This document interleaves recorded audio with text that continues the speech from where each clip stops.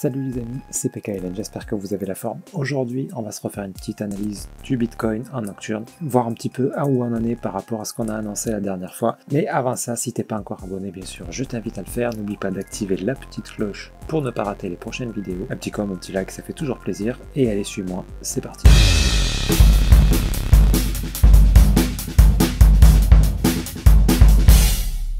Donc le Bitcoin, je rappelle un petit peu, donc là, toujours ce qu'on attend, c'est toujours la même chose, on a ça. Donc on se méfie, ça peut, enfin a priori c'est carrément un setup de vente, hein, pour venir casser ce plus bas. Donc c'est toujours ce que j'attends. C'est peut-être ce qu'on a, le mouvement qu'on a entamé, on l'avait dit ici, hein, à la cassure du top, attention, on attend ça. Même si tout indiquait que ça avait envie de monter là en 4 heures, on avait des belles choses là. Vous voyez, impulsion, tac, on reste en haut, ça remonte, on reste en haut. On s'attendait bien à ce que ça remonte encore un peu, ben ça l'a fait, ça a cassé ce top là. Et par contre, tout de suite derrière, boum, on a eu une belle chute. Et ici, un beau setup de vente. Donc là, ça voulait dire plus bas. Dans tous les cas, c'est à peu près ce qu'on attendait.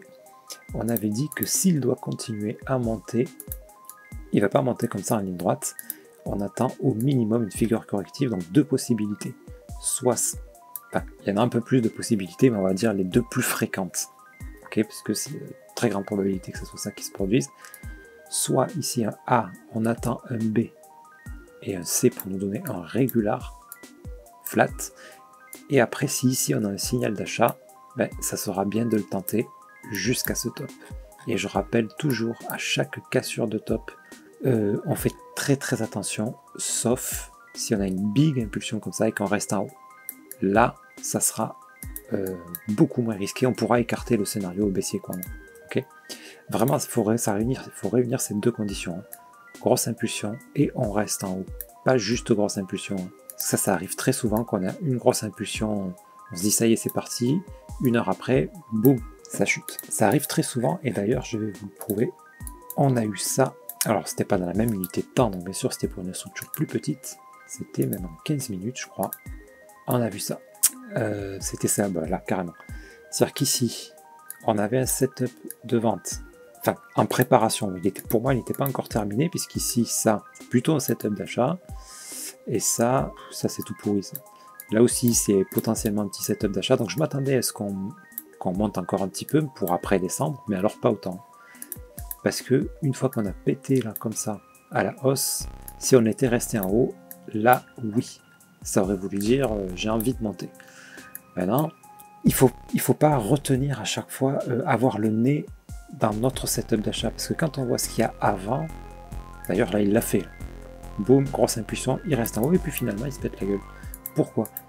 On peut se dire ça c'est un setup d'achat pourtant. Ben non, pas dans ce cas-là. Pourquoi? Parce que sur une plus grosse unité de temps, ça je vous l'ai déjà dit, donc pensez à toujours regarder une plus grosse unité de temps, c'est-à-dire que voilà, on a quand même sur un plus long terme un setup de vente, quoi. Donc là il peut y avoir un superbe setup d'achat si le marché décide de valider cette grosse structure. Là c'est la grosse structure qui prendra le dessus sur la petite, d'accord? Donc c'est pour ça que je dis toujours à la cassure du top, attention, c'est surtout pas le moment d'acheter. On attend au minimum une grande correction et là, oui, ça nous indiquera que ça peut continuer d'aller plus haut. Voilà, moi si demain là il fait ça, même s'il fait ça, si je prends un trade, ça sera une petite unité de temps et dès que ça a monté un peu, boum, break even, hein, je mets un stop loss en négatif, un positif, pardon, parce que voilà, il y a toujours cette crainte que ça, boum, ça nous fasse ça. Ben, c'est même pas une crainte, c'est une probabilité quoi, par rapport à ce que la structure indique. Pour moi, c'est ce qui devrait se passer. Ok, après, je ne me répéterai jamais assez là-dessus. N'oubliez pas que ça fait très longtemps qu'on corrige. Le marché peut décider à tout moment d'inverser la tendance. Et au plus le temps passe, au plus c'est probable qu'on reparte à la hausse. Voilà. Moi, je pense que ce mouvement baissier, là, vous voyez, il est encore très fort. Donc, je pense qu'il n'est pas terminé. Je pense qu'il va revenir péter le bas encore une fois. Voilà. Après, ce que je pense n'a aucune importance, hein. Ce qui compte, c'est de bien surveiller les signaux, de savoir les risques qu'on encourt en fonction de la structure. Là, le risque, il est très clair, hein, c'est de venir ici. Donc voilà, à partir de là, ben, on établit un plan, hein, en fonction, tout simplement. Donc le plan sera jamais d'acheter une cassure de top.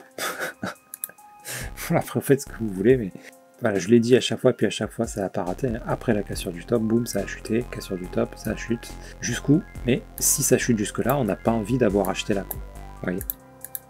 Donc bref, là, ce qui va se passer maintenant, c'est soit on va avoir une petite correction comme ça pour chuter encore, soit ça va s'énerver, boum, ça va chuter direct, soit on attend un B, un C, et là peut-être qu'il reviendra encore une fois cassé stop. C'est possible. Pour l'instant, on n'en sait rien. Ça, c'est pas assez significatif là. On a eu un signal ici de vente, on aurait pu vendre ici, je l'ai fait moi sur le Solana, j'en ai vendu un petit peu, j'en ai racheté un peu plus bas, parce que j'en sais rien si ça va monter ou pas, bien sûr, on peut pas le savoir, on n'a pas de boule de cristal. Bref, voilà, de temps en temps, quand j'ai des mouvements comme ça assez évidents, je gratte comme ça un Solana ou deux, par-ci par-là. Au bout du compte, sur le long terme, ben, je gratte pas mal de petites cryptos comme ça. Maintenant, la correction qu'on va avoir ici, c'est soit donc un B comme ça pour donner un regular flat, mais ça peut aussi être donc A, le B qui vienne casser le top, ici un running pour monter encore.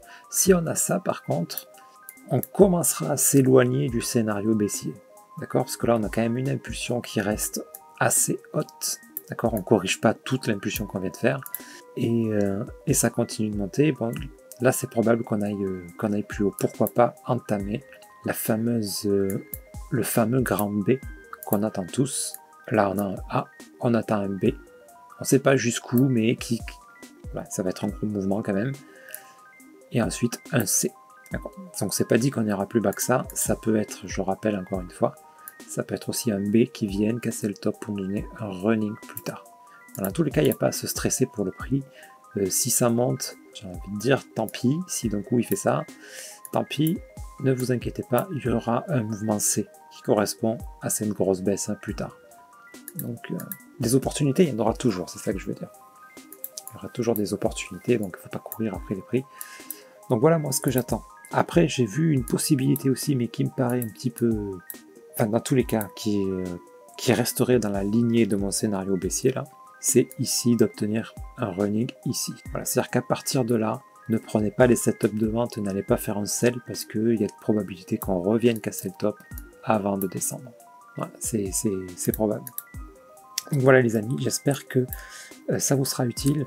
J'espère que je ne vous ai pas trop embrouillé aussi avec les 50 000 scénarios possibles. C'est-à-dire que les scénarios, il faut connaître les différentes possibilités et après, c'est ce qui va nous permettre, en fonction de l'évolution de la structure, de trouver des points d'entrée et des points de sortie. Okay, je vous donne un exemple. Il y a ce scénario qui est possible. C'est pas parce qu'il est possible qu'il va se réaliser que là il faut acheter. Non, surtout pas.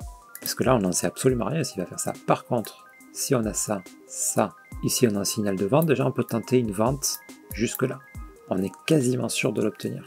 Par exemple, en mettant des break-even quand même, parce qu'il peut nous donner, pas un régular, mais contracting. C'est tout à fait possible qu'il fasse ça, une vente comme ça, il vient pas casser le bas, et boum, il remonte.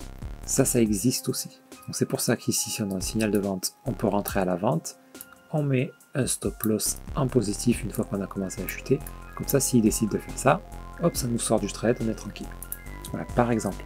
Même chose ici, si on obtient ça, à la cassure de ce bas, ben, on surveillera s'il n'y a pas des setups d'achat. Il faut toujours un setup d'achat, parce que à tout moment, il peut nous valider la grosse structure. S'il fait ça, boum, et chuter comme ça. Donc, si vous êtes rentré à l'achat ici sans setup, ben, vous risquez de vous manger ça.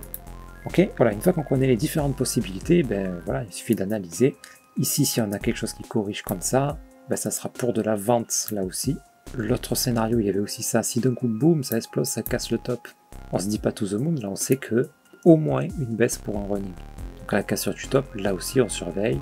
Et arrivé ici, quand on a une amplitude à peu près similaire à celle-là, ben on surveille ici un setup d'achat. Là oui, on pourra rentrer en ayant pour objectif la cassure du top.